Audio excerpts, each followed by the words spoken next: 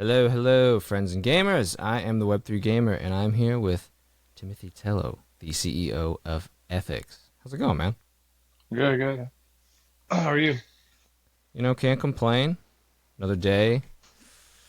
Just keep going, one day at a time, right? Um, Let's just where say did I'm alive. So it's a good day. I'm alive. right? You kind of work with it from there. I'm based in the South, around Atlanta. Do you mind if I ask where you're based out of? Yeah, we're in Austin, Austin, Texas. So Oh, we just hell had the yeah! Georgia UT game. So Right. Well, I'm a big fan of Austin. I have a cousin who lives out there. I've visited a few times. It's crazy how it's exploded. I'm sure everybody says that about Austin now, but you know, I uh, didn't believe it till I visited that Texas barbecue is something else, especially coming from the South where barbecue's a big deal over here. I've been pretty much everywhere in the world, and I'll tell you, the barbecue here is different. I mean, but like Completely. where you're from, it's like about sauce, right? Like and like mostly pork, like the Carolinas, Right. Atlanta, Georgia. It's not that kind of barbecue here. It's about beef. It's about slow cooking. It's about seasoning, bark instead of sauce. I Right. know some barbecue joints that will get mad at you for putting sauce on their brisket. Well, that's how, like, when I was there, I would even ask them, I was like, so do I need to put sauce on anything? They're like, you can, but most people don't. And I'll be honest, that's the first place I had barbecue. I was like, you don't even need sauce on Yeah. 85, 90% of this. It was so good with the rubs and everything. Plus, yes, no one in the South, when I came back, I was like, I really miss beef ribs. I hate that nobody in the South in Georgia does beef ribs over here because that's amazing. Yeah. That's a Texas thing. Yeah, well, it's got its legend for a reason. I mean, well, then, I'm curious, like, best place to start is like, what's kind of your journey? Like, where did you start from and how did you end up being the CEO of ethics? Or what drew you to Web3 as well, if you've been in it longer than, just ethics? Yeah. Well, what's actually crazy is I'm kind of the person who invented Web3 gaming. I know it's a big statement, but it's true. So if we rewind time back to like 2015, so I come from video games. I've been in Hmm. traditional gaming for a very, very long time, and I was actually hanging out at E3 before E3 got shut down, but I was hanging out with Cliffy B, the creator of Unreal.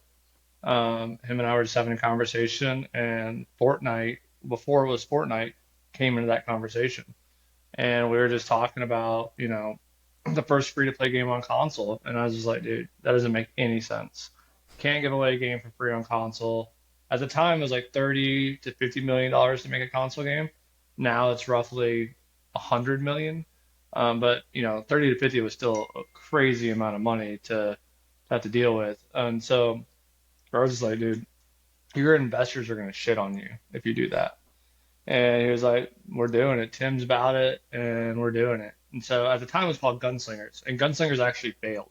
And then they rebooted it and added in the building elements to Fortnite, and then changed the name to Fortnite. But that's why the main character is actually a cowboy. It was actually originally titled Gunslingers. But with the first free-to-play game coming to console, and then at the same time the European Union was consolidating into the euro, I was like, this could be a thing in gaming. Like we could make free-to-play gaming better because at the time free-to-play gaming was hated by everybody. And I kind of look at Web3 very similar to what I looked at free-to-play. Like if you go back, Dean Takakashi from VentureBeat used to talk about how Apple needs to remove free-to-play from the App Store and that no one wanted to do it. No one wanted to give away their games for free. And now it's like the way all games are done. And so I was like, well, people hated it just like they hated blockchain. And now it's like kind of like every game is now moving that way, especially with companies like Gunzilla, like actually showing like it's possible to build a publishing model on Web3. But going back to the story, so I wrote the patent for the use of blockchain in a video game. I got that patent awarded to me. I have the only SEC no action letter ever given for an ERC20 token. So I built the only model that the SEC's ever approved to for anything. And then on top of that, it was about gaming. It was about creating a token economy, kind of like Roblox, where you could have one token across all your games. And then I helped create Matic Polygon. So Janti Kunani was our first developer at POQ when I was at POQ. And so Janti came to work for us. We got into an argument about 99-cent Ethereum gas fees. and those gas, and so he built Polygon. Well, at the time it was Matic. Built Matic. So Matic was kind of like a side project for him, and he ended up pulling it out of POQ, and then we were like the first one ever on Matic, and then he kept building it, and of course became one of the Binance Five, and that story is it's its own story as well. You know, Sandeep ended up joining him about a year later, and he started building out Polygon. But we also built like the first ever ZK together, based on Mario Brothers and how escrow systems work in old games. Because he was able to reduce our gas fees down to sub 1 cent, but my mind was going to like, okay, and I always remembered Sonic the Hedgehog in my head. Like if you're sitting there running and hitting coins, and each of those are transactions, even if it's sub 1 cent, you might get to the end of the level and owe 50 cents. That's Right. expensive. You didn't even die and you have to pay 50 cents. Right. This is worse than the arcade. And so I was like, well, what if we do it like they do in Mario Brothers? So a lot of people don't know, like the cache on those old chips was like 1 kilobyte. Like that's as much RAM as it had. And so instead of actually like doing the math while playing the game, because it would basically bottleneck the game, they instead created an Excel spreadsheet in the back. When you would collect a coin, it would just go +1, and it would just tally all the time. And at the end of the level, when you jump and you hit the little hoop, or you hit the field goal in Mario Brothers, and you come down and you hit that screen, and it kind of pauses and kind of see like a little end credit. Well, what's happening is it's sending a script code saying calculate the coins, send coins to custodial wallet. So we built the first escrowing ZK system based on Mario Brothers. So it kind of invented the whole thing. Well, no, damn. I mean, first off, I like how you like kind of just you're going through the list of things and like subtly all of them are pretty big hitters. But I guess the first thing I wanted to ask is like, you're talking about how you had the first, I guess, and only as far as I know, the SEC approved tokenization system for that. Why? Maybe for people who don't understand, like, why is that important or why does that even matter? Well, one, this was prior to Gary Gensler. And so we worked directly with the SEC. We worked with a law firm called we worked with Lewis Cohen, who I think might be tapped to be the head of the SEC next. So Lewis Cohen and I and my old business partner Mike all worked together to build out the first model of cryptocurrency that was publicly accepted. So a no action letter means like no matter what happens, if you follow this model, you will never break securities law. And that sets a precedence for how everything should go from there and go forward. So if you believe in Web3 and video games, my SEC no action letter is like the Bible. That it's the path that you have to walk down to do this in a way that the SEC will never come after you. It's 100%, compliant with all regulatory laws. It's 100% compliant with all credit card processing. You don't have to worry about money transmitter licenses. You don't have to worry about anything. All of it's been handled for you. So it even goes even further. Most stable coins are based on that no action letter. So every stable coin that you see, so Binance, I don't know if you remember a little while ago, Paxos got sued by the SEC Right. for the Binance stable token. Paxos then alluded to our no action letter as a pathway to create a token model that was 100% compliant, and the SEC had to drop all charges. Interesting. I never so I remember hearing about the suit and I never followed through to see how it ended. That's amazing. That's how it ended. I guess sometimes it feels like too like it's in Web3 gaming like people still treat it very much like the Wild West, even though it's gotten more and more structured as the years go on. In a way, at least in terms of maybe on the game development side, you could probably speak better to that than I. But it's interesting how some people maybe you could attest to this. Sometimes it feels like people don't even think about a lot of these things and just kind of are looking at well, I have an idea for a game, I can create it, monetize it, make a token, go forward, and then it's kind of I'll figure that all out when I cross that bridge. It seems Well, versus people who think yeah. about it all ahead of time before they get there. So the reason, okay, so let's kind of rewind time, right? I would say the real like growth period of Web3 gaming started 2019, 2020. Hmm. That would be my point on it. Now, it takes 3 to 4 years to build a good game. Right. I don't care who the developer is. It takes 3 to 4 years. If you're going to build like a PC style game, 3 to 4 years. That's why we're seeing games like Gunzilla come out now. That's why we saw Shrapnel towards the end of last year. It takes that long to build them. And so all those other games, those were just wannabes. Those weren't games. Those are people that were trying to build stuff that had never built a game in their life. They were promising you the moon, and it wasn't real. It's kind of funny. Like I was going out and I was speaking all around the world on Web3 gaming and how it would help. And then I got kind of shunned on the gaming side for supporting Web3. And I got kind of shunned on the Web3 side for telling them they were doing it wrong. I was like in the middle. And it's kind of funny because we've gone backwards a little bit. If you look at how these games are monetizing, a lot of them are publishing models. They don't have a token in their game that's speculative. It's a token it's a soft currency that goes into a hard currency, or they're using custodial wallets for digital assets and right management, right? Like so, like you, me as like an OG Pokemon player, right? I still have my Pokemon Blue version, but I can now carry that Blastoise that I've had since I was 9 years old into a modern day game if I wanted to because I own it. I could Right. sell it if I wanted to. Those are the things, the technologies that they're using on the blockchain. Now, what we're doing at Ethics is even a step further. We're recreating the free to play model, right? We're recreating the ad tech model. And the problem is, there's a lot of data laws. I'm sure you've seen around the internet, like every website you go to now says accept or decline before Right. you even get there. And that's because they're no longer allowed to advertise to you based on your personal information. They instead have to like ask you to opt in. But like it's almost like say yes and you can come to my website, or say no and I'm gonna kick you off. So people are just saying yes. And that's also illegal. So that's going away.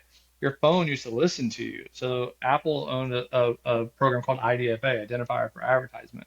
And they would use everything you would put into your phone against you. Same with Google. They had their own version of it. And that's also illegal. So you have CCPA, you have GDPR, you have COPPA compliance, you have all these laws around the world that are causing these things to have issues. Well, if you look at Unity, which is the largest video game engine in the world, Unity went from $59 billion market cap a little over a year ago. Within 1 year, drops under seven. It lost $50 billion in value in a year because they cannot do ads anymore in video games. And it's a crazy thing. But decentralized custodial wallets. So again, what we're doing is we're basically taking a cookie and we're recreating it into a custodial wallet. And that wallet is kind of like your social security number. It acts as like a digital identifier, like your digital online fingerprint, without ever needing your name attached to it. And on top of that, we're cutting out Facebook, we're cutting out Apple, we're cutting out Google. We're doing direct to consumer advertising. So if you see an ad, that's your time. That's your in my opinion, your online data is your online essence. Like it's your online personality, and you should be rewarded directly for that. And you're not. So we give you all the money directly, and then you can use it how you want. So if you watch an ad from Procter and Gamble, one of our partners, you can then turn around and use that directly in the game how you wish. You have 100% of the revenue, and I go to the game developers and I buy their in-game currencies at a discount, and I make money off of the negotiated price of their currencies. I don't make any money off of you. Gotcha. So it sounds like it's in a way, I guess. Well, first off, so when you're talking about how you kind of use the cookie as a way to make kind of like your social security number. So is there still like what's the? Because I guess I'm trying to wrap my head around. I feel like a lot of people are like, "Well, I don't want to be KYC," but in a way, you're kind of We, KYC we in don't it. we don't KYC anyone. So then I guess what I'm asking is like, are they like, what is the? You know what I'm saying? Like, is So it their IP yeah, address? What is the no. information? I guess So you we're get to link it to their account. I guess their wallet or yeah. whatever. So unlike most, and I think it's another big issue within the Web3 video game space, is we're one of the only people in the world that can sell cryptocurrencies, NFTs with a credit card, with Apple Pay. We have 700 different payment types, Right. and we can do it worldwide. And so we look at your consumption without looking at who you are. But we're also been invested by Xsolla. Xsolla is the largest credit card processor in video games in the world. So if you ever played like Steam or anything, and you look at your bank statement, it'll say Xsolla. Right. And Xsolla is the biggest payment processor. They do Fortnite, so all of Epic, all of Steam. They do all of Roblox. They do 505, Scopely. Basically, anyone that's PC-based gaming, they run all their payments. So we can see every line item. So imagine you're playing Roblox and you buy a soccer ball and a soccer guy avatar and let's say an Argentina jersey. We can start breaking you down by that information. If you're playing EA football, Madden, and I see you buy a Dallas Cowboys jersey, an Emmitt Smith card, etc. Well, I can see in that wallet, I can tie it. This person probably lives in Texas. They're probably over the age of 30 because they know who Emmitt Smith is. They are a fan of the Dallas Cowboys. I can start understanding who you are by your purchases. I don't need to know your name. I don't need to know what you like. I can see it. So another example is like, let's say, because like every data advertiser does this, but like they mostly use Visa. So in order to like know someone is like a watch connoisseur, like if you like Rolex, Hmm. you have to be able to afford a Rolex. It's expensive. Not only do you have to be able to afford a Rolex, you have to be able to get a Rolex because most of Right. them you can't get. You go in the Right. store, they don't have any. Right. So, not only do you have to wait your turn to get one, but then you have to spend the $20,000 to get it. And if you can't do both of those things, we never know that you're a Rolex fan. But in a Roblox, and like Roblox or Fortnite, a Rolex watch might cost you sub 1 penny in gaming tokens. It might cost you 10 cents in gaming tokens. I know very early on, now that you're a Rolex fan, I can serve you ads, and you get paid for them. Well, and so like that is a big thing with the free to play model is whether it's ads or in-game skins, in-game assets. It's the larger percentage of the game is still free to play. The larger upfront cost for the developers and the creators. So with y'all, you feel like that ad revenue model has been proven to be a successful model as long as there's a certain payout. I guess you should say a desirable payout to your user base, which sounds like in-game currencies has been a big thing for y'all. Yeah, I think in-game currencies is one way, but I think giving players the ability to choose is even better, right? The reason people hate ads is because they get nothing out of it. It's just a waste of their time, Right. right? So people wonder why Mark Zuckerberg and all these guys are the wealthiest people in the world. It's because of the rule of multiplicity. You're giving them your data for free, being on their platform, and they're utilizing that data times a billion people to make money off of you. Yeah. So you got to understand how the ad model works on the internet. Every time you scroll past an ad, they get paid 10 cents. So if you're on Instagram and you're scrolling an ad, 10 cents. If you click on that ad, they get paid $3. If you convert on that website, then great, then the ad worked. But the ad model is broken. A lot of people think inflation comes from like political choices, and it doesn't. Inflation comes from broken ad models. Because like let's talk about like Target, right? Let's say Target and they do this spends about $10 million a month to advertise to women ages 22 to 36 on Instagram because that's what they are, and those are their best purchasers. No woman's ever gone into Target getting a toothbrush and not come out with $400 worth of shit. It happens every time. You send my wife into Target, she's coming out with a rug that we have no room for, and a dog bed and all sorts of stupid things. So, but they start advertising on Instagram. So the average click-through rate's 5%. So out of 100 people, 5 people will click. Well, so 95 people scrolled past the ad at 10 cents per scroll. That's $9.50. Then 5 people clicked on it at $3 a click. That's $15. So let's call that 25 bucks, right? Now, out of the 5 people that went to the website, the average conversion on a website is 2%.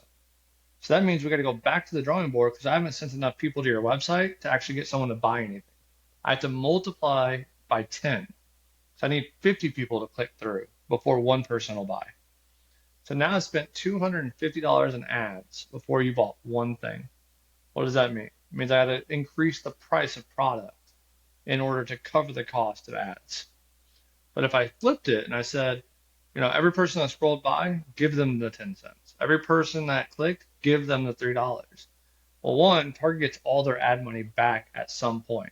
But if you walked into Target or you went on their website and it said you have $12 in Target reward bucks, I guarantee you, you'd probably buy something. Yeah. And No. they got all their ad money back. They got Right. a conversion rate probably closer to 80%, not 2%. And Right. you felt like you were actually incentivized to watch that ad.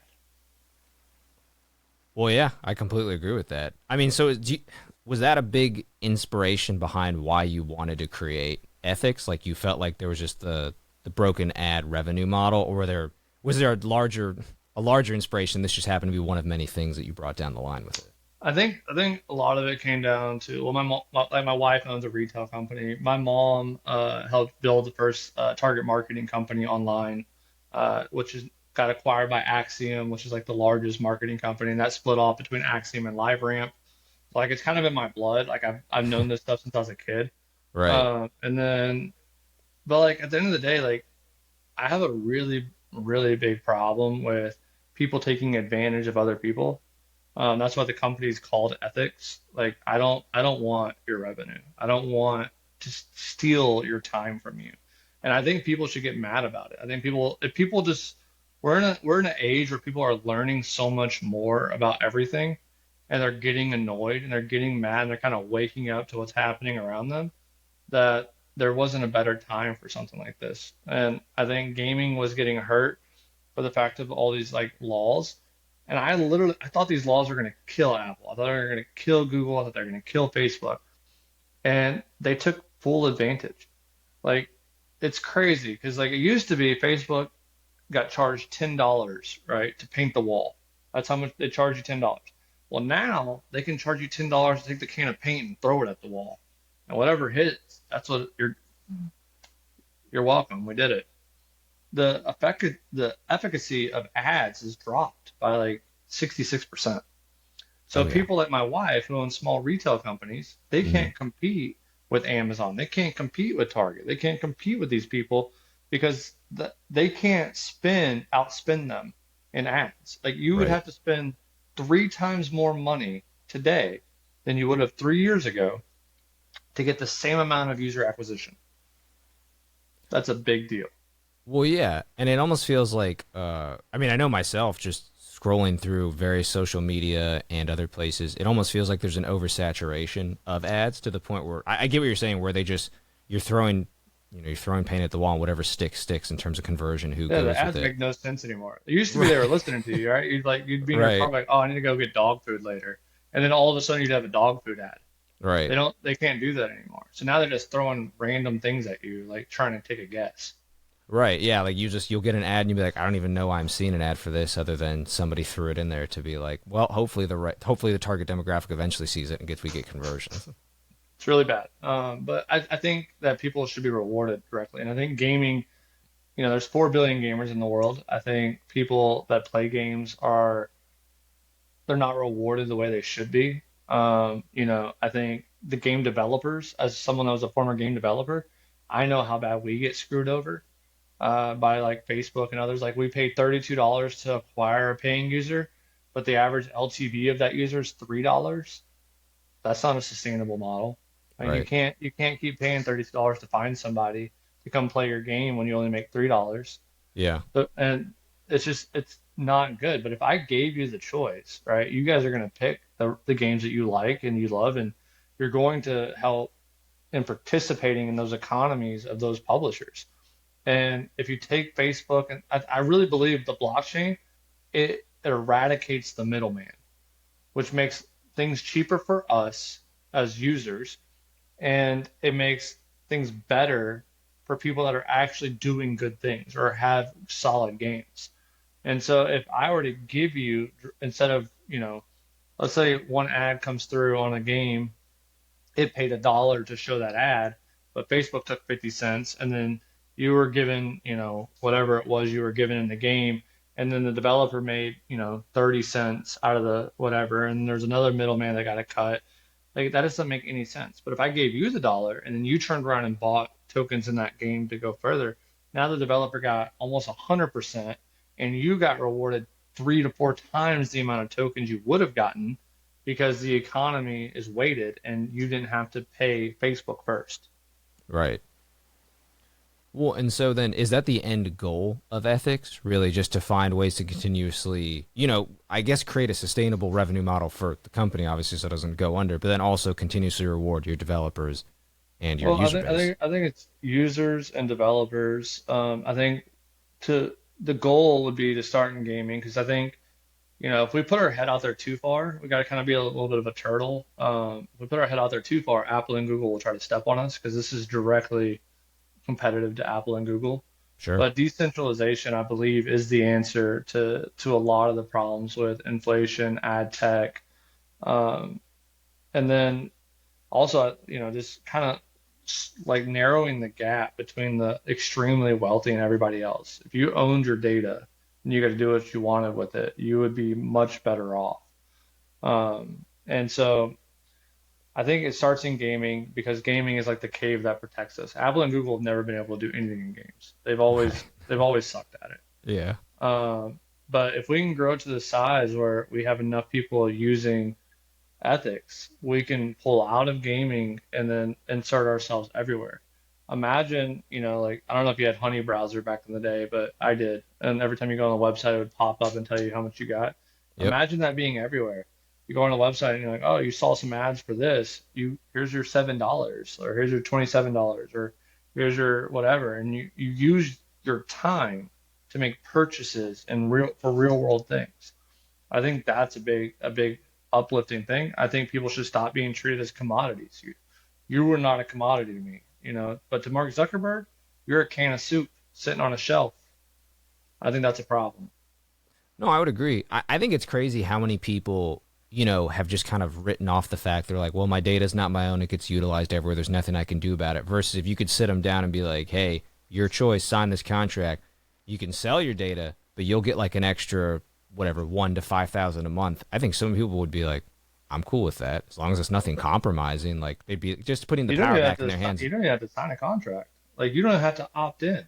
If you use any website or any game that we work with, well, we can do it without ever asking like your permission. Like we'll just reward you. Like and when you want to take full control of the account, then you can opt in and you can send the money to an exchange that way. But if you Sure. just want the tokens to be able to go into the games that you're playing, you don't have to opt in ever. You just do it through that custodial wallet because that custodial wallet's tied to your guest account, which is Mhm. tied to that game.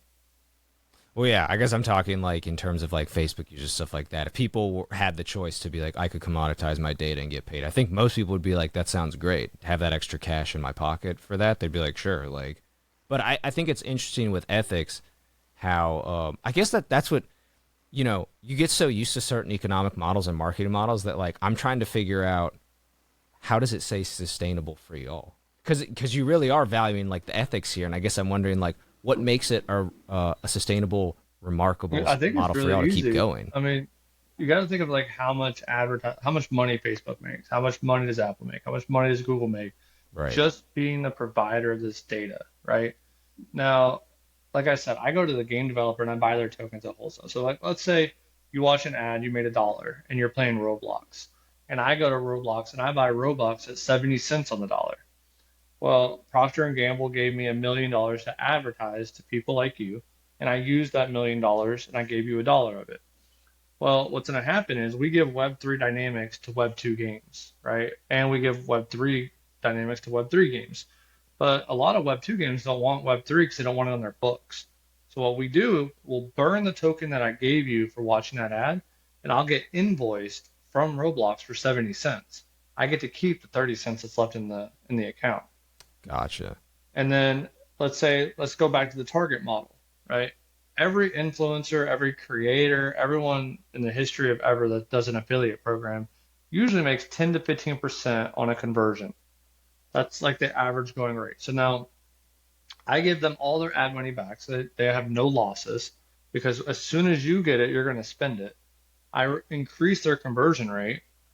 Now, on top of that, I say, okay, when he buys something, I want 10% of that sale. I don't I put my money where my mouth is.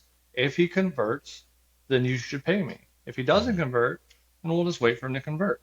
Right. That's how we make money. We bring it back to the real way that things should be handled. Gotcha. So this is kind of what you're talking about when you all mentioned transparent monetization, or are you talking about something else with this? No, this is it. This is Okay, all okay. transparent. Like everything's on chain. You see it. We're not hiding anything. I think removing the middleman, one, if you can take away a cost, the cost of ads, Hmm. that's going to reduce the cost of products. If you then give the money to people, that's going to increase purchasing. If you increase purchasing and reduce the cost of product, everyone is going to live a better life, right? If it costs you nothing to go and buy milk, but playing a video game or scrolling through Instagram or TikTok, that's a world that no one's lived in before. But it's possible because all the money that right now is just going to Mark Zuckerberg. He has it. Right. Right. Give you your money back. And there's a reason he's worth, I think 100 some odd billion dollars. You Yeah. should you should have that. It's your data that makes up that $100 billion. Right. Well, and so then I guess was it your background kind of already in game development and Web3 that led you to maybe spearhead this sector first as opposed to other sectors? And kind of like you were saying earlier, it was if you were going to go somewhere that maybe Google or Apple overlapped, it was going to be a lot harder to not get, stamped out sooner Yeah, or you definitely initially. don't want to. You don't want to get stomped on. You don't want to call out the big guy before you're ready to, Right. to fight. Right? This isn't a David versus Goliath kind of thing. You Yeah. can't you can't you can't fight that way in the real world. Um, but I think one, I saw a big need in gaming. Hmm. Two, I've always been a proprietor of blockchain. I've been buying. I was one of the first checks into Polygon, of course. I was one of the first checks into Ethereum. I was one of the first. I was early adopter of Bitcoin. I started buying Bitcoin at like $10 a token, and so I've been in it for forever since I was in college, basically. Right. Um, and I have a crazy story I'm not allowed to say on the internet, but if you put my hometown of Austin with Bitcoin together, you could probably start to figure out the people that I knew going back all the way to 2011. There's a very famous person who's in prison now, but yeah, I happen to know him, and he's the reason I started looking into cryptocurrencies. But I think there was a solid use case for the blockchain that nobody was hitting. Everyone was using blockchain for speculation. They were using it for rug pulls. They were doing things to out of greed. Nobody was doing anything to make other people's lives better. And if we don't make other people's lives better, we should just quit. If blockchain doesn't make lives better, we should quit. And I think this is one of the ways that we could do things better.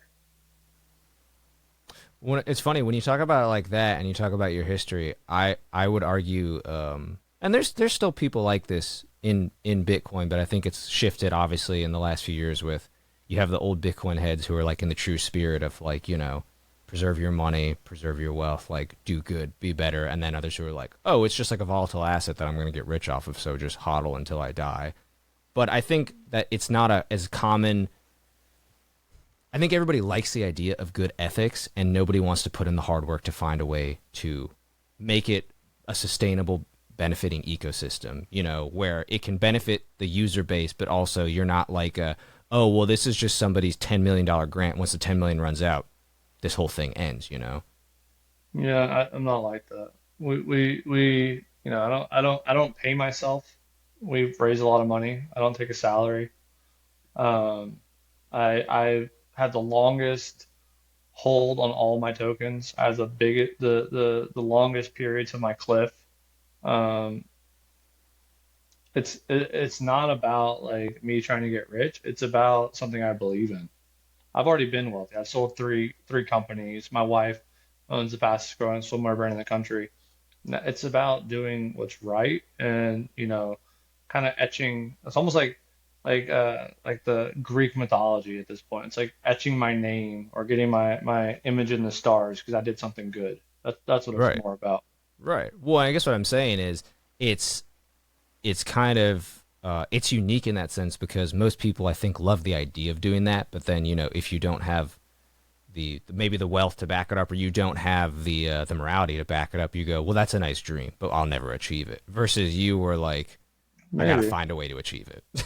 Yeah, I think because we started with nothing. I remember Right. when we first left Texas and went to LA. I mean, my wife and I had our cars repossessed. Like we were living in a two-bedroom apartment with like seven roommates. Like we did everything we could to make it. We just didn't give up. And then once, the hard part about being an entrepreneur or grinding through it is you have to be willing to hit the bottom, right? Sure. And one of the analogies I always remember is like a baby doesn't learn to walk because someone just stood it up. A baby learns to walk because it fell down and gets tired of falling. And then finally it just doesn't fall anymore. The world has kind of made us soft in the way that we can't accept failure, but failure is the path to success. And I have failed my way to where I'm at. Right. And I think any true entrepreneur, anybody who's just ever, stuck in something for so long, like, if they're being realistic, they'll be like, oh, I've failed more times than I've succeeded, but All those the time. failures literally brought me to my success. There's no way I could have been successful Yeah, without those failures. failure is a good thing. You just got to accept it. And if you Right, right, accept that, like you can do anything. You're invincible. right. Well, and I guess I'm curious too, like, do you feel like that's a part of it is I think some entrepreneurs or some people maybe who want to be entrepreneurs worry that they're like, well, if I just stick in it long enough, things will be successful as long as I keep learning from. There are some people who go, well, I'll just keep failing, but unless I learn how to find, my product, my company, my pivot, or my niche, like I'm just gonna keep failing but never be successful. I think that's the wrong attitude, but like I think there's like kind of going back to your first one, people that are failing like, oh, so eventually it'll happen. I think that's close, but there's also the saying, doing the same thing over and over again is literally, the definition of insanity. Right. Like, so if you don't make slight pivots, if you don't learn from your fail, you can't fail over the same thing Hmm. over and over and over again, right? Like, if you think of like a guy who's gone to prison for selling drugs and then goes to jail again for selling drugs and goes to jail again for selling drugs, he didn't learn anything from it. He never pivoted. That's not going to be a successful story. Now, if you go into a company and you fail because you were trying to do XYZ in marketing and that didn't work, and you changed your the way you were doing it, or you looked at other people and you analyzed how they were doing it and you tried that and you learn from those mistakes. You learn from, well, this part worked and that part didn't. So I'm gonna cut that part out and I'm gonna try this. And you just keep like adjusting the recipe until you get there. Well, and do you feel like there are any particular maybe I don't want to call them like nuggets of wisdom or gold, but there are some people where like, they keep trying things and they're like, I don't even know where to start when it turns out like, maybe some people aren't familiar with A/B testing or it just doesn't fit for what they're trying to do or they're not able to see like, well, this succeeded and this failed, but I don't know why this succeeded and this failed because I was just kind of tweaking things. I don't What do you think say to anyone those ever people to knows. Well, well, so you think you're just trying things and then when things stick, you kind of go, well, let me try that again to see if it really did stick or I was just kind of imagining or maybe that really didn't fail. yeah, I mean, think about you play games, right? Right. And you get into a game and you're playing it, and you're trying like, well, shit, that was hard. But it starts to become like muscle memory. Like you'll get past one section. I remember Hmm. when games were like 2D and you had to do the whole level across. Well, you would start to figure out things by section, right? And you Right. would get it, and you would dial like, okay, I remember all this. So you would fly through the first part of it, and you would go start doing it again. It's the same thing. Being an entrepreneur is like a game. It's just a different game. You're learning muscle memory to what you're doing. I remember when I couldn't beat things when I was trying to, I would usually like play a song, and so then I would key off of in the song where I was at on the level, because then it would remind me like, oh, this is what I gotta do here. This is what I gotta do here. Like I would sing the song while I was playing the game, and I would just keep Hmm. repeating the song over and over again. I don't know if you remember when Xbox, you could have your music playing while you were Oh playing a yeah. game, Yeah, it was and awesome. I would do that at the same time, and I would be like, okay, this is where and it would just restart the level, and I would do it again. So I used to play like Medal of Honor all the time. It was like one of my favorite games. It's kind of crazy because I ended up starting a studio with the creator of Medal of Honor. He was the best man at my wedding, Chris Cross, a good Oh friend yeah. of mine. But I told him that whole thing. I said, dude, that's perfect. Just because you would learn.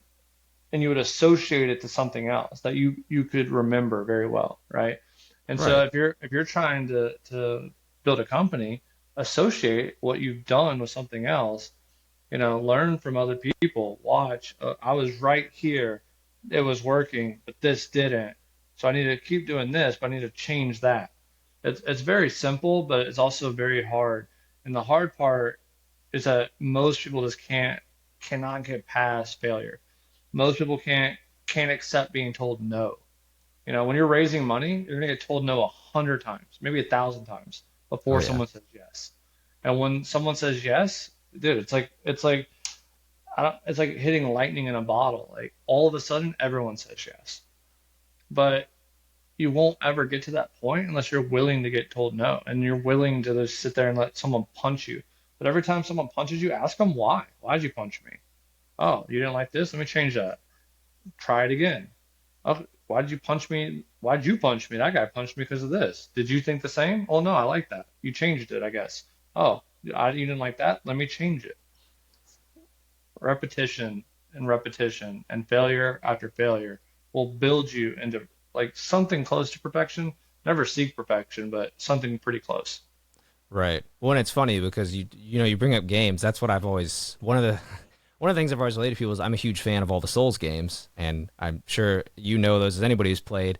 There's a lot of failure in those games with the boss fights, with the areas, with everything, different phases, learning different strategies. You have to change up your strategy for certain places where you get stuck. And I always tell people that I'm like, just don't have too many strategies going at once because then you run into the problem where you're like, well, I don't know what strategies were successful and which ones failed because I had too much going on at once. And I've, Yep. I've had that happen myself in the past where I'm like, all right, I'm going to try these 10 strategies. And then I'm like, I don't know which ones. And I'm like, I'm seeing success. I'm like, I don't know which one of these was being successful versus hurting me. So then I have to draw back down and go, all right, let's cut this in half and do these five. And then if some of those hit, I'm like, well, I know it's one of these five. If none of them hit, I'm like, crap, it wasn't any of those five. It was these five that I have not been doing now. So I think you're right in that it's kind of a lot of, as long as you can kind of be aware of what's helping versus what's hurting, you can kind of build from there. But the amount of failures, gosh, I just stopped counting because I was like, it's just a part of life to me at this point. Yeah. But I think failure is a good thing. I would question anyone that told you that failure is hurting them or failure is ruining their life because Right. they're not taking it the right way. Failure is just an opportunity for growth.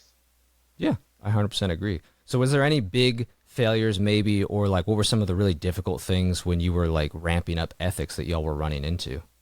I mean, there's a lot. Like, at first, I mean, you know how many times like a company almost runs out of money? I mean, most people would just like, ball up and be done with it. Like, everything's going to the end. I've paid salaries out of my own pocket before to make sure that we made it to the next funding round.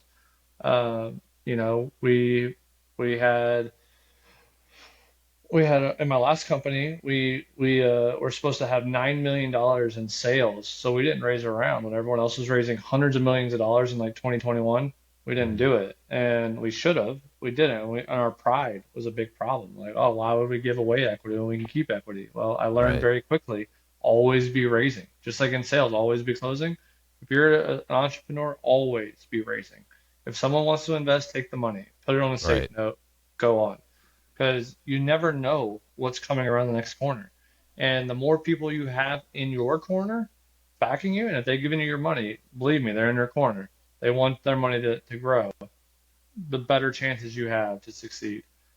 We didn't think about that. And so all the $9 million that we had were all coming from layer ones, and that money just gone. As soon as their tokens dropped 70%, they're like, we're going to cancel this contract. Right. So the company shut down. We had to fire everybody. We had to like lose our office space. It was crazy, but it was a learning opportunity. Don't let your pride, don't ever think you're more successful than you are. Like those are things you have to learn. And so with ethics, when there were moments where I needed to take money, I did. When there were moments I needed to pay for it myself, I did. When there were moments I needed to humble myself and say we don't need an office, we need to be remote, I did. When I was like, can I bring on a marketing guy? Sure. Would I do it better myself? Maybe. But at this time, I'd rather pay three new engineers to come work for me. I'll take on that job. I'll do it. Do I need a BD guy? I'm the best salesperson I know. I've been a BD guy in gaming for a decade. Right now, I would rather have two more tech guys building stuff. I'll take on that role myself. I wake up every day at 4 a.m. I work till 8 a.m., get all my work done, and then all day long I just help people for the rest of the day. And that's just the kind of sacrifices you make because you learn that if you can stay lean and you can put people in your corner, you're going to have a good way of battling out of any situation. Yeah, I think once you become an entrepreneur, you really realize the value of networking. Whereas a lot of people before that, networking kind of comes like when you're always working for somebody else, you're like, well, networking helps me secure like a future job if I don't like this job, or it just kind of helps you secure friends. But when you're an Yeah, entrepreneur, like networking truly is where you get your money. It's where you truly make your sales. It truly, you get why people are just nonstop networking when they're entrepreneurs once you well, become one. your network is your net worth. Yeah, And 100%. there's no one in gaming I don't know. There's no one in blockchain I don't know. And so I've been very fortunate, but I think that's also made. I like to call myself people rich. I do a lot of favors. I do a lot of introductions. I do a lot of things. I never ask for anything. And the reason I do that is because I like to have good faith and goodwill.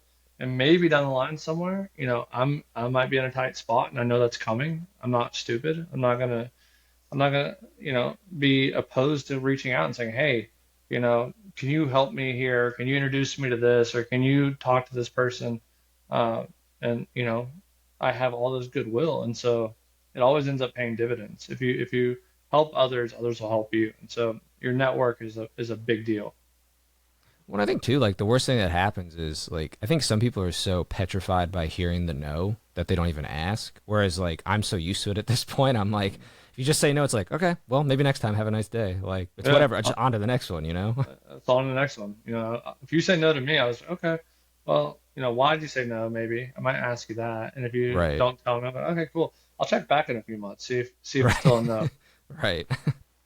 And I will say that has helped me a lot too, just pestering people, but in a non you just check back, go, hey, I know we talked about this. You said no. Curious if your mind's changed. And surprisingly, most people's minds do change. I feel like the reason most people say no is it's simply a time crunch. They're like, I just don't have time. It's not they don't want to. It's they're like, I don't have time or I don't know you. And if they hear about you from someone else and, your character and your good work, or they finally have time, they're like, oh, yeah, let's do it. Like they have no Yeah, or problem if you usually. just show them like, the opportunity they missed. That's one of the ones I Right. like to do. It's like, Right. we haven't talked in like 4 or 5 months, but here's what's happened since then. I'd love to hop on a call with you and just let talk to you about what we have going on. Maybe we can partner, maybe we can invest, whatever the situation may be. But Sure. show them, what was in the hand versus what is currently in the hand. Right. And so I think it's a really strong way, and people will have admiration for you to have, for you for just having the balls to come back. If you have the balls to come back and say, hey, you said no once, can you do it again? Like that, people respect that.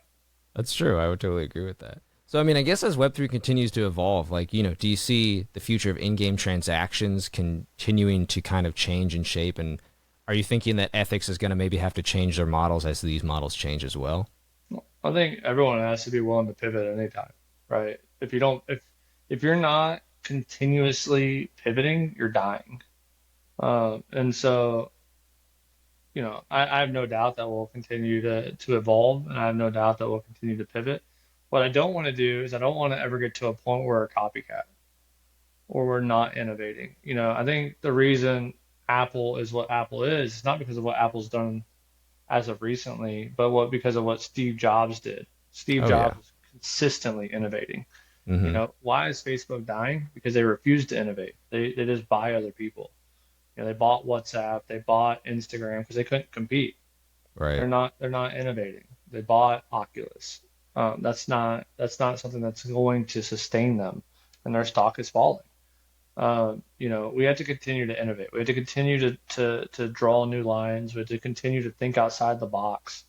And luckily, I have a really solid CTO who is the head of the CTO of Wire and helped build IPv6 for the internet. And he has an Emmy Award for engineering.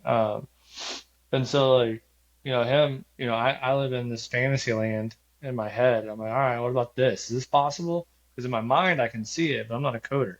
And so Sure. I'll be like, tell me if this is plausible. If it's plausible, let's build it. If it's not plausible, tell me to just think about something else. But I'm Right. gonna imagine, and I want you to go do it. So like, I'm the Steve Jobs to his Wozniak. Okay. Interesting. Yeah, I've never been a, I tried coding so many times, and anybody who's a coder that I've talked to, they're like, "Well, were you trying to build something?" I was like, "No, I was trying to treat it like learning another language." They're like, "It was never going to work for you." They're like, "If you actually are trying to build something, like you have an idea, like an app, a program, they're like, you'll be much more interested in it." But I think I have friends who are coders, and that was what they were always doing when they were younger. They're building a website, they're building a game, they're trying to build an app, and it never stuck for me. But I have immense respect for coders because having seen just the sheer amount of lines of it, I can't wrap my head around it. Coding to me is boring. But Same. I think I think I'd be good at it, but I don't. It's so many rules. It's like if this then that, if this then that, Right. if this then that, and it's just to me that's just not fun. And I've every like Chris, the guy who made Medal of Honor, or my new CTO is also named Chris. Uh, every one of them have all told me like, don't code. You're so good at what you do. Just do what you do, and we'll do what we do. Right. Uh, like stay in your lane. I'll stay in mine, and I think that's worked out well. So I don't want to code. That's fair. I mean, yeah, I'm at that point too where I think the last time I tried learning it is I was like, maybe I'll learn AWS because it was kind of when it started popping up big where a lot of hosting was going on Web3, and I was like, it's still coding. I can't do it. So Yeah. I've set that aside. But I mean, well, and so, there's a lot of, we've kind of talked about tokens here and there and how there's a lot of tokens in the Web3 space, especially the Web3 gaming space. I mean, do you think that that's more of a hindrance than a help for a lot of these companies, especially because they're kind of doing, you know, fundraising rounds before anything's even launched versus releasing it later once the game's launched and established and stable? Yeah, I think 95% of them are trash, I would and that's agree. the problem. Um, we can't keep, washing people in and out of Web3. And that's Right. how I look at it. So you keep burning them and they keep getting, hatred for it. There's no need for anyone to ever know they're using the blockchain. Right. And one of the things I used to say is like, no one cares how the internet works. They just care that it works. Like right True. now, we're having this conversation. We're not in the same place. This is being hosted on some server somewhere, but not once did either one of us think about where is that server? Why are we using that server? Right. Who's paying for that server? But on the blockchain, for some reason, we still do that. So another part of ethics is we're creating what I call a cake layer because we do everything through custodial wallets. And so imagine playing on Polkadot and wanting to go to something on say Avalanche or Polygon. Hmm. You shouldn't have to understand how a bridge works. Me as an expert, I still get a little weird when I send, like 10, 20 grand across chain or across a bridge. Like I'm like, oh shit, or from wallet to wallet. Like Right. it bothers me, and I'm an expert. If it bothers me, I can only imagine if it bothers somebody else. So Yeah. instead, think of like the old telecommunications TV where you'd see some lady pulling a cord out and inserting it into a different area code to Hmm. connect the call. We can do that with blockchain. So if you're on AWS or an Azure server, it doesn't matter. They both speak to each other. Could you imagine if you couldn't go from Google to like Yahoo because they're owned by two different companies? So you have to go like around all these different passages on the internet to get there. That's what the blockchain is. It's terrible.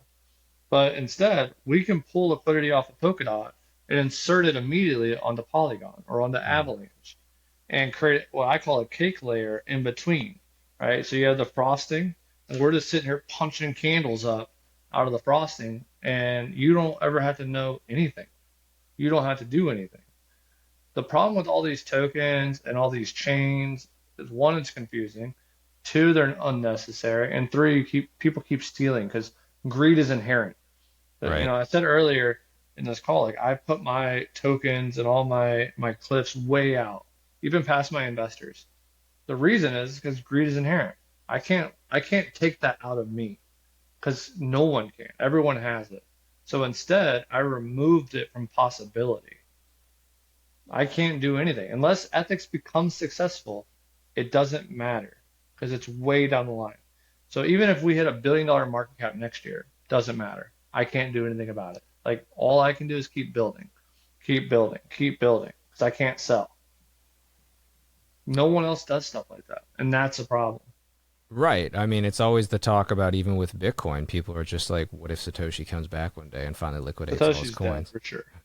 They're He like, was what is that going to do to the market? Hey, I'm not saying either way. I'm not pretend I even know what's one way or the other who it was originally, what it's going. But I know that's always a concern with critics of Bitcoin. You know, they're like, what if he comes back and liquidates? I'm pretty certain Satoshi was an NSA person. Um, the reason that Bitcoin is so good is because there's I think 9 backdoors that the NSA has access to, and they use the one backdoor that the NSA does not have access to. That was inside information. The person who most likely made it passed away about 2 months after the last Bitcoin was moved in the Satoshi wallet. Um, and I don't think he's coming back. I'm pretty sure he passed away. It'll But be interesting to see. either way, um, I think that's all irrelevant. I think a lot of tokens don't need to have any value. I think the blockchain could be used in a way to eliminate middlemen. I think it creates an auditable solution where everything is transparent and verifiable. I think it removes like everyone doesn't understand why we have Web 2 or Web 3. And it's because of the rule of duplication. And people don't get that. Like they don't understand why there was Web 1, why was there Web 2, why was there Web 3, right? And it's funny because like Elon, who was literally the proprietor of Web 2, like he created PayPal. Hmm. Why did he create PayPal? Because of the rule of duplication. And people don't get it. So back in the day, they were trying to figure out, and you can go back and look, but there was, I don't know if you remember, but there was like AOL internet browser, and then there was Netscape internet browser. Yep. Visa signed with one, MasterCard signed with the other, and they were going to let you purchase right out of the browser. But here's the problem. If I were to send you $100 through email, there was nothing stopping you from copying it, pasting it onto your computer, and sending it to somebody else. So what does PayPal do? PayPal is an escrow. They take your $100, they verify it hits their bank account, and then they send $100 after. That is all they do. You don't need that anymore. The Nope. blockchain does it for you. So now you no longer have to pay transaction fees for someone to hold your money while they make interest on your money Right. ever. That is what the blockchain does. It eliminates rule duplication. So does everything need to have a value? No, because not everything on the internet has a value. But there are things that need to be able to transfer back and forth. But like a deed or a title for your car, your insurance, your driver's license, voters. There's a lot of people saying voting could be fixed with the blockchain. Everyone, if you got one NFT that was representative of you, and you got to vote at your home instead of having to go somewhere, and you just plug your Ledger wallet in or whatever, and you go from there. Like that would be verified that you are that person, and it would be instantly accountable on the blockchain. Like there's so many things we could do that don't need to have a speculative value involved. And as people start to realize that, and all these people that are trying to steal from other people, like get kind of pushed out, and all the stupid nonsense gets pushed out, that's when this will really start moving. No, those are all fair and valid points. I mean, well, then I guess too, with do you feel like that's kind of been one of the most rewarding parts of your journey with ethics is just really getting to finally be, this give back, kind Like of I really getting said, to support all these, just kind of, it seems like a lot of your belief systems, a lot of what you really support and believe in long term, you're getting to like actualize in the world. yeah, I think for me, like, one, I get to do them, like you said, but two, I think it's it's funny because I said earlier, like I was shunned on one side and shunned on the other. 'Cause I didn't believe in like the crypto utopia where everything has a value and everything needs Sure. a price. And I just didn't believe that. But now everyone's like, Tim, you were right. Like we could build a gaming economy without ever needing the token to be worth something. How much more value would it be? Like you said, you play Souls. If one token was acceptable in every single title, what if Oh, Final I'd love it. Fantasy Gil was the same Gil across all titles? Right. Why isn't that a thing? Well, there's a problem with auditability. Mm-hmm. There's people don't realize that gaming, the publisher that you know, EA, they don't make those games. They publish those games. They're the marketing company. They own the rights to the game, but they don't make those games. Right. Most of the people that make those games get a revenue share. They have, they have back end support. They have all these things that people get revenue shares off of. And if I were to take a token from game A and then use it in game B, who gets the money? Who gets paid the revenue share? Well, Roblox says it doesn't matter where you buy it because we're the only seller. These are all really crappy games, and none of them have a revenue share. We didn't sign that contract, so instead, wherever the token was deposited, like similar to like an arcade, that game gets the money, and then they take like a massive portion, like 60%. But in a real game, that doesn't work. There's too many waterfalls, there's too many rev shares, but the blockchain provides an auditable solution where we can tell you where a token was born, where a token lived, and where a token was executed. And that solves that problem. And so that makes it where we can create economies of scale. It's a gift card versus a Visa credit card. Why Right. is a gift card, why is a Visa worth more than a gift card? They're the same thing. They're the same shape. They're the same piece of plastic. The Visa is accepted everywhere. Well, and so then, that leads me to, you've dealt with so many different things in the past and currently with Web3. It kind of leaves you in this leadership position, especially in a moral and ethical place. What really keeps you motivated to continue to innovate in such a fast evolving industry? I believe in it. I feel like again, I kind of feel like it's my thing. I do, I tell people I invented Web3 gaming because I feel like I did. So to me, like it's gotten such a bad name. It's my responsibility to make it have a good name, to right the wrong. That's fair. Well, and so for like, maybe younger generations, people wanting to start their entrepreneurial journey, particularly in Web3, is there any advice you'd give them, considering you've successfully built multiple companies and you've really been shunned and dealt with, come back, full story circle for that challenging dynamic space? Well, I think the first thing I'd say is don't ever let anyone tell you what you can and cannot do. You as a human are capable of anything. Um, if you're trying to get into Web3 and to build a company, start with something that's actually needed, something that you want. One of the best things I could say, and the best companies are companies that are born out of necessity of something that you need. And if you need it, it's pretty common that other people need it too. So build something that you would use, build something that you would want. And then really, really consider, does your product need a token? Or does it need the blockchain for the uses the blockchain can provide, like decentralization, custodial wallets, ease of use? Are those things that matter? You know, or digital rights management, does that matter? Like, understand what it is you're trying to build once you know what you want. And then once you know what you want, you know what you're trying to build. Don't immediately assume just because you think it's a good idea that everyone else will think it's a good idea as well. You have to cultivate that idea into something.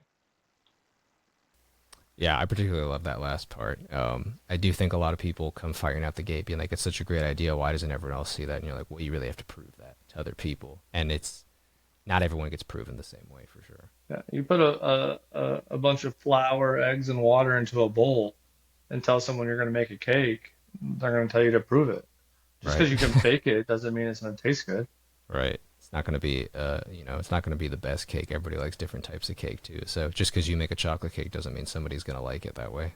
No, so you really have to think about like one, does it make sense to me? Two, does it need the blockchain? Why does it need the blockchain? Three, does it need a token? Yes or no?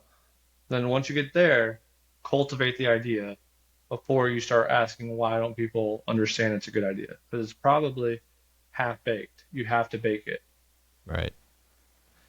All reasonable, logical advice that I think people just have to really actualize and see it, work for it in their own person before maybe it starts to click for a lot of people. I know that's how it was for me. I have to learn a lot of lessons the hard way. I can hear the great advice, but then I have to actually have it happen firsthand before it finally clicks for me. I feel like that's for everybody. The what you can someone could tell you how bad it hurts to get hit in the face, but until you get hit in the face, you it doesn't You have no idea. you have I can no only idea. imagine. You just Right. assume. You assume you Yeah. understand. No, it's totally true. Gosh. Well, I want to be respectful of your time, but is there anything we missed? We talked about, yourself, ethics, things you want to, where can people find out more about you? Where can they find out more about ethics, follow you? Ethics.com. All of our socials are the ethics. Find us on Instagram, Twitter, TikTok. We're starting a podcast soon as well, so we'll Love it. we'll have some people on there. Mostly me talking to other entrepreneurial founders and Web3 people, and calling out bullshit, and telling people that their products or their are good or bad. So a lot of what we talked about, a lot about how I feel of the industry. So that'll come out, but I would just pay attention to the Avalanche Network and the other networks that we're involved with, like Polkadot, and you'll see a lot of stuff coming. Awesome. Do you already have a name for your podcast? It's called the Third Layer. Okay. Awesome. Do you have an idea of when it's going to launch? I'm just curious because I want to follow it. I would say in a month or so, but we can probably get you on there and do like a collab. Yeah. Let me know. Well, by the time this episode launches, it'll have launched. So I want to make sure I'll put it in the show notes and everything so people can find it and We'll have put some links cool to it. people in there. I'll reach out to like JNT and like guys like Tim Draper and people that I know that don't really jump on these podcasts, but like a man from Avalanche, I'll get them on there. Oh yeah. Well, I just love to see it because I feel like there's a there's blockchain podcasts and there's gaming podcasts, but there's not too many like where the two converge. So I'd love to see more of it. I mean, that's why I made this podcast. I felt like it was a niche industry that wasn't there weren't people talking to each other. So and I've had a blast making it. So I'm glad to see someone else who has way more experience than I do in it. Yeah, So I'm looking it'll forward be to it, man. fun. Well, Timothy, thank you so much for your time. Appreciate everything you're doing with ethics. Appreciate everything you're doing, in the blockchain and Web3 world. It means a lot to me as someone who's been involved in both for a long time. Looking forward to everything you continue to accomplish and definitely looking forward to your podcast. Appreciate it. Thank you for having me.